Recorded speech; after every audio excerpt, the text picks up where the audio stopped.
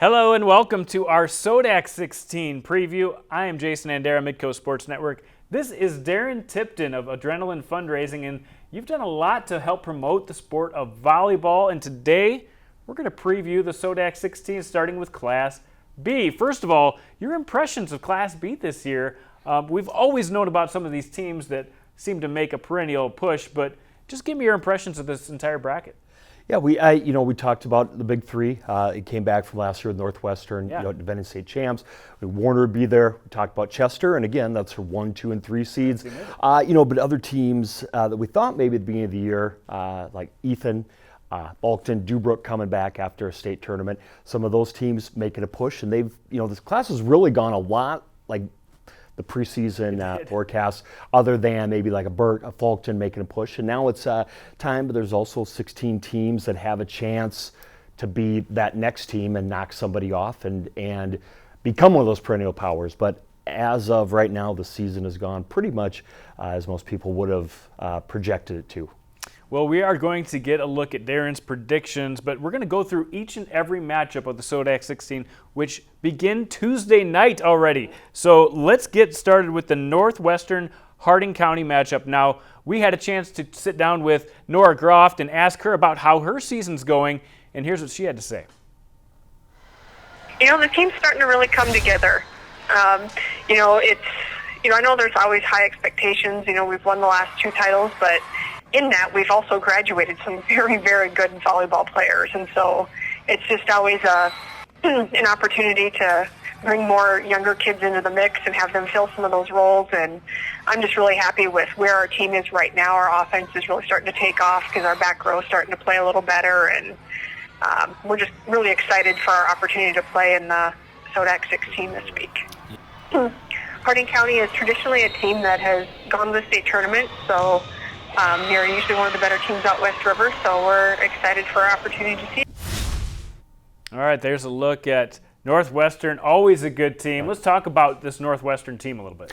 Well, first of all, commit 34-2 record, back-to-back defending state champions. They have the tradition. Coach Groff actually picked up her 400th career victory earlier this season, and they're led by Madeline Groff, Riley Grand Prix, and Caitlin Fishback, a couple of the names from last year's team that people will probably be familiar with, but a ton of depth. They play a ton of girls and get them experience throughout the year, so they're ready for this postseason time. A couple names we really need to watch out for and look for stepping up this year, maybe in new roles, is Sydney Schell, plays all the way around for Northwestern, and then Taya Weedman is their senior DS, and it's kind of glue that back row. Those two, and again, we talked about Madeline Groff. One thing she does, not only is she their setter, has been for 2 years, plays all the way around for them. So deep team, talented team, and focused team. Ton of tradition, and be fun to watch again. And you see some of those names right there, some key wins for them, a couple of losses, and Nora Groff said they learned a lot from those losses. They're not used to getting very many losses. No, they're not. And you look at one of them with Western Christian, it's one of the top teams in Iowa, so they battled with them there. But the Miller loss, I think, maybe woke them up a little bit. And, Miller's the #1 seed in Class A, so it's not a bad loss, but maybe how they lost it, being ahead late. Some very quality teams in that northeastern part of the state, and Northwestern's record in conference, out of conference, is as tough as anybody's. All right, and they face off against a Hardin County team, a team that makes the state tournament quite a bit. Right. But this year, tell me a little bit about these Ranchers. Yeah, they come in with 15-14 record. Maybe key wins. They beat a Hot Springs team, played predominantly a West River schedule.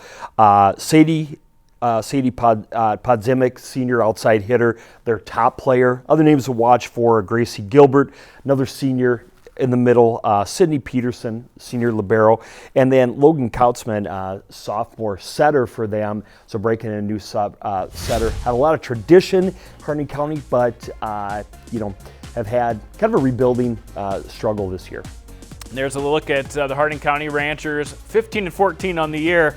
Let's move on to the second matchup now, where we have Warner, the #2 seed, taking on Freeman. And Warner is a team that used to be a prisoner of their own region, being in with Northwestern, but now with the new setup the last couple of years, have had a chance to play deep into the playoffs. Yeah, there's always been that rivalry, and it continues to be, and there's still two of the top teams in the class. They still play each other. That rivalry is as good as any in the state, but last year was awesome, the state championship matchup, seeing them there rather than districts. The round of 16 has definitely helped those programs, but state runner-up last year had the state championships. As good of a program as there is in the state. I thought Warner played as difficult as a schedule as anybody in the state, Class A or Class B. They had a couple weeks there where it seemed like everybody they played was a ranked team in one of the classes, and some of the names you'd be familiar with. Laura Ochsner, one of the Player of the Year candidates to go along with the Northwestern girls that we mentioned. Ashley Fishback, another senior, and then Lori Rogers are kind of their front row that take turns leading them. But the name I think we really need to watch for them is Peyton Fisher, freshman setter. Tough to come into an established program. Roth did it last year, but Peyton Fisher coming in as a freshman, a setter, the kind of postseason she has with those upperclassmen will really determine how far Warner goes. Here's a look at their team graphic, a couple of the players that you mentioned, and as we look at their opponent's graphic, they play Freeman. Freeman is a team comes in as a 15 seed, but they've had a pretty good year.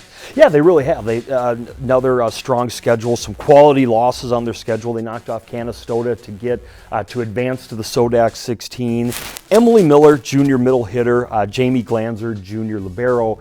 So the top players, and then I apologize, but I believe it's Regie Pedersen is the sophomore setter. A name to watch for them, and all three of those players will have to play very, very well against Warner to pull off the upset. Excellent. All right, let's move on to the next matchup in Class B. We've got the number 3 seed Chester area Flyers, and of course their coach Jean Benson was excited after her win to get her back to the SoDak16. I tell you what, I love my job and I love getting in the gym with these girls every day. They are such a joy to work with and such a hard-working bunch of kids, and they're really dedicated, and it makes it fun. You know, it adds that they're good volleyball players, and then they're just pretty determined, and so they're fun to be around, and I'm enjoying this journey with them. We do have a really good chemistry. I mean, we're all great friends outside the court too. It's so much fun to play with these girls. It's really going to be hard to stop playing after this year. They're so much fun to be around. Let's talk about this Chester team a little bit, Darren. A very tough team, and what do they bring to the court? They're led by Hannah Reef and then Jaden Wages, two of their seniors, along with Haley Ewald, who we just saw in that interview there. But defensively, one of the top teams in the state, and they're not going to give away free points. Well coached, again, that tradition. You got to see them this summer where they come in. They're led by those three names. Also, McKenna Larson, probably a name to watch, junior outside hitter for them. But some of their losses, quality losses, McCook Central, Montrose, Warner, Northwestern, they're going to be right there, and they won't be. The moment won't be too big for them either in this round or advancing to the state tournament. One of those teams that played an unbelievable schedule this year, and you see some of those losses coming to McCook Central, Montrose, a Class A team, and a couple of the top teams in Class B as well. Yep. Yeah, and they're well. Coach Benson is one of the best in the state. They're going to be well coached. They've played in these matches. They play the schedule during the year, and they think they have as good a chance as anybody to win it all. All right, and their opponent is Sully Buttes, and as we see on their graphic, that this is a team that didn't play the same type of competition that Chester did. No, you compare these schedules, not quite the strength of schedule for Sully Buttes, and probably a little bit of a down year. Last state tournament appearance, 2016. They're led by Lauren Whittier and Brooklyn Bradford. Some names maybe to watch for them: Angela Guffmiller, Taylin Bradford, but not quite as experienced of a Sully Buttes team as maybe we're used to, and definitely not the same type of schedule, strength of schedule that Chester, Warner, Northwestern play. All right, let's take a look at the 4-13 matchup now, where the number 4 Faith Longhorns take on number 13 BridgewaterEmery. First, let's talk about Faith. What do we know about these guys? First of all, they, undefeated for most of the year. Their only loss coming to Fulton, a few weeks ago. Mackenzie Miller, with their top players, Jaden Shoemaker, another one. But Fulton, again, plays predominantly out west.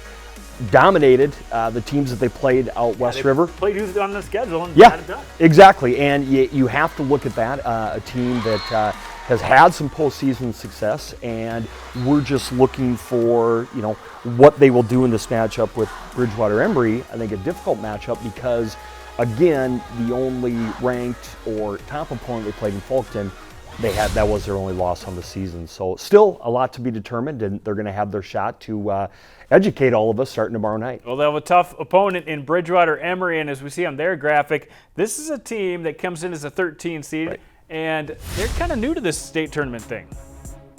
Yeah. Have a chance to be. Well, yeah, but they come in, most wins since they've had their co-op, their key wins, Canastota, BridgewaterEmery, led by Sydney Hoffman, senior middle hitter, Caitlin Cotis, senior outside hitter, and then Jocelyn Schrank, senior libero. Again, when you look at those names, right, senior, yeah, so they have some experience. That plays a big role this time of year. And, look up there, Ethan, Chester, McCook Central, Montrose, Freeman, all of those schools, yeah, they had losses to them, but those are quality opponents that they've played throughout the year. Should be a good first-round matchup. Another first-round matchup, we've got Kadoka Area, another team with a good record, but we're not sure how good they are. Right. Yeah, and you look up there with their notable losses with, losses to Phillip, I believe twice, then Faith, at Burke this season. Those are all teams that are still advancing in this round.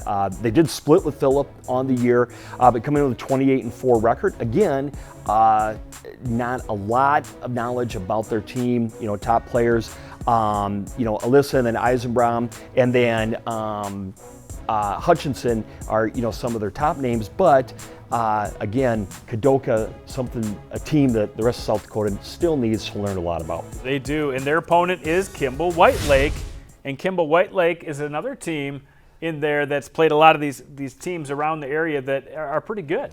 Right, and they only have 2 seniors on the roster, so younger team, but they lost to Harriet Selby last year, to advance Harriet Selby going on to the state tournament. They were state qualifiers in 12 and 13, so they have some of that tradition, that postseason success. Win over Mount Vernon Plankinton. Chamberlain, who's still alive, and then Platte Geddes. Top players, Darby Deffenbaugh, senior libero, and then Kennedy Lieferman, sophomore middle hitter. Also named to watch, an 8th grader. Whenever you see 8th grader playing varsity level, have to pay attention to them, but Danny Deffenbaugh, and then Grace Konieczny, junior middle hitter for Kimball White Lake, who comes in as that 12 seed, but again, some quality opponents that they've played this year. All right, that's the 5-12 matchup. Always an interesting matchup whenever you get brackets together like this. Let's move on to the 6-11 matchup where Fulton takes on Dubrook. We actually already played some video of Fulton, but I think if you back that up, we've got that video of Fulton that we can show while we're talking about what the Trojans bring to the table. Yeah, Fulton, kind of a new team on the, to the scene. They won the regular season matchup with Dubrook 2-1, but it was tight the entire way. This will be their first time making the state tournament in the last 10 years. Some names you really need to know. Peyton Melius, one of the top players in the state, and definitely in the class of 2021. People need to watch her play. Also, Avery Dieter and Grace Schlechter are seniors that both surpassed 1,000 assist mark this year with the dual setters. And then, those are some of the top players for Fulton. Team that we've really liked this year, flies under the radar because of where they're at and who they play. But they are a solid team, and this will be a great test for them with Dubrook. Yeah, all right, let's talk about Dubrook. The Dubrook area Dolphins came in as kind of a borderline ranked team and have played pretty well this year. Yeah, started the year, I think, in the preseason 4 or 5. They kind of bounced back and forth. 24-9. This is a state tournament team. This is an experienced team. Senior-led, Shaylee DeBeer, Ashley Vandermeer, 2 of their top players. Also, very important names from the track scene. These guys are the state B track champions last year. A lot of those names return. This is a team, again, like we said, they qualified for state last year. So a tough team, and one of their losses was to Fulton, but it was a great match earlier in the season. We look for this to be one of the best matchups in the SoDak16. Yeah, that's going to be great. 2 more matchups to talk about. We've got Phillip taking on Burke, and Phillip has one of the best players in the state. Yeah, a name that you really don't hear about a ton, but we saw her this summer at Future 40, Silver Lures. One of the top players and has had, a quietly solid year again for Phillip. 26-5, made the state tournament for the last time back in 2015. They were knocked off last year in the regions. Definitely upset because they were one of the teams. They were the faith of last year. That solid record got knocked off in regions, so they are looking at revenge and getting back to Sioux Falls. Another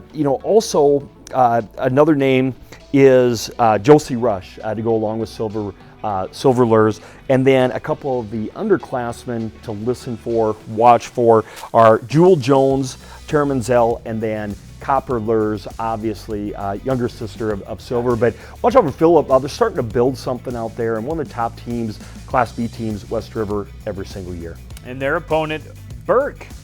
And Burke is another team that really feels like they've got a lot of athletes on this team. Yeah, absolutely. Burke qualified last year. It was kind of the feel-good story of the state tournament last year. First time school of history. They're so happy to be here. And this year, almost expecting to want to build on that tradition. Taylor Indall is one of the top players in the state. A name you're going to hear more and more about as a junior. Bobby Joe Wisham, again, one of their top players. And then Lainey Schonenbaum. And Lainey Schonenbaum is their libero, holds things together in the back row. This is a team very solid defensively. And you look, Winter, Dubrick, Fulton, quality losses, have a win over Winter, okay, one of the top teams, Class A, and the experience of making it last year. So, Burke's been one of my teams I've kind of watched throughout the year, maybe gone a little unnoticed and quite hit the rankings, but they'll be a tough out for anybody, especially tomorrow night. Yeah, they've got to be one of those confident teams coming in to this SoDak16, which, by the way, is formerly known as the Sweet 16 or the Round of 16. They have titled it the SoDak16. One more matchup to talk about, and we talked to Ethan's coach, Stephanie Plastow, after their qualifying game to get into the SoDak16, and here's what she had to say. That came a little easier than the second two, but we have fought back all season from being down a few points here and there, so they proved it once again, and we're able to come back and finish that, especially that second set when it was really tight towards the end there. It's awesome. I love my teammates, and I wouldn't trade them for the world. There's a look at Ethan, and they bring some power to the net as well.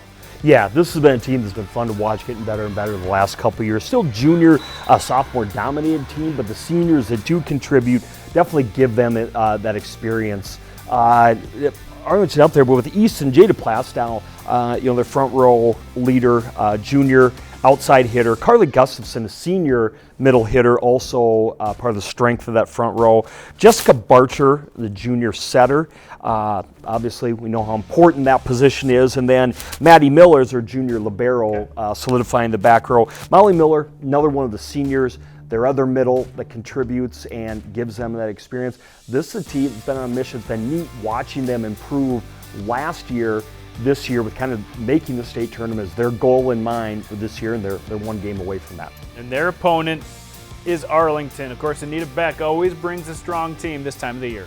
Right, they're led by Darren Christensen, have been for a couple of years, one of the top players in Class B, has been for a couple of years. Again, really solid Class B schedule, playing a lot of opponents. Anita Beck, one of the, top coaches all time in South Dakota. They have state championships, they have state appearances. This is one of those programs, okay, that will definitely be ready. Also, a win over Fulton, which you consider, and a win over Dubrick, okay, and they defeated Burke. So all three of those are solid wins. So even though they're 9 seed, definitely a quality team and program. I think that's kind of the theme here, is throw out the seeds right now. Right. For the most part, we've got some teams that could really cause some issues to try to get to state, and now it's time for the state to find out who Darren Tipton thinks is going to win. I'm off the hot seat for these predictions. That's kind of nice for once. Yeah, we probably should be doing this, but what the heck? What the heck? Let's make some calls. Northwestern, Hardin County. Yeah, I think Northwestern advances pretty easy. I expect them to do it in 3. They're a focused team, state champions. They just don't slip up in the postseason. It'd be tough to beat. Northwestern. Warner and Freeman. Yeah, Warner, a little bit of a scare, the region, and test a little bit. I expect them to come out, pretty focused. Again, very veteran team. They've been here before. Warner in 3. And Chester area, the 3 seed, takes on 14 Sully Buttes. Again, senior-dominated team, very difficult out because of their defensive abilities. With their senior leadership, Chester, just too much for Sully Buttes this year. Now, Faith, with that one loss on the season, takes on BridgewaterEmery, maybe one of the toughest games they've had all year. Yeah, and difficult because we just aren't sure exactly what we have in Faith. And we're going to get a chance to find out, right? And everybody has. Bridgewater, I think, is better than maybe a 13 seed. As their record, they have some losses, but I guess we're going to have faith in Faith and give them, pick them and one loss on the year and give them a chance to advance. And really like to see that and give them a chance to prove themselves at the state tournament. All right, that 5-12 matchup, Kadoka area taking on Kimball White Lake. Always a sneaky one. Yeah, March Madness, you always pick the 5-12 upset somewhere. And I guess we're going to, again, hear a couple teams we don't know a ton about. They are familiar with each other. Sometimes that makes for a closer match, right? They're playing in the same area, not a ton of travel time, which sometimes can be a difficult task for a West River team driving a long ways for that one match. So with that in mind, I'm going to pick one upset, and I'm going to pick Kimball White Lake. All right, Faulkton, Dubrook, two very good teams. Maybe two sleeper teams, but they have to play each other. I know. This is the toughest one for me. I like both of these schools. Yeah. We have to know both of these schools. Both come to our camp. I've liked them summer long. Dubrook had a good start to the year. There's just always been something for me about Faulkton. The Melius girl is good with the two senior setters. Again, Dubrook has the senior leadership. They were there last year. This is a toss-up. They were a toss-up when they played earlier in the year. I think this one goes 5. I guess I just sucked my neck out for Faulkton earlier in the year, and I got to keep with it, so I'm going to pick Faulkton. All right, Phillip and Burke.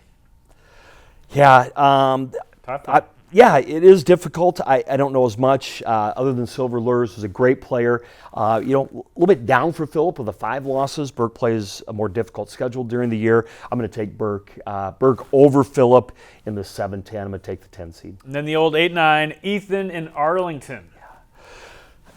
Again, I like the focus that Ethan has come in with this year. To be honest, I don't know as much about Arlington as I do Ethan, but I like how they've tried to schedule more difficult teams. They've tried to get tougher non-conference. They've beefed up their summer schedule. They have just enough senior leadership to go with some of their underclassmen. I'm going to pick Ethan, but again, it's the 8-9. I think this goes 5 again. All right, let us know what you think about Darren's pick specifically. Just let us know what you think. We appreciate the conversation, and we'll get it started here about South Dakota High School volleyball, and we'll try to track highlights and reaction from the teams all the way through the championship game. Darren, it's been a pleasure. Thank you. And we will be previewing the A's next.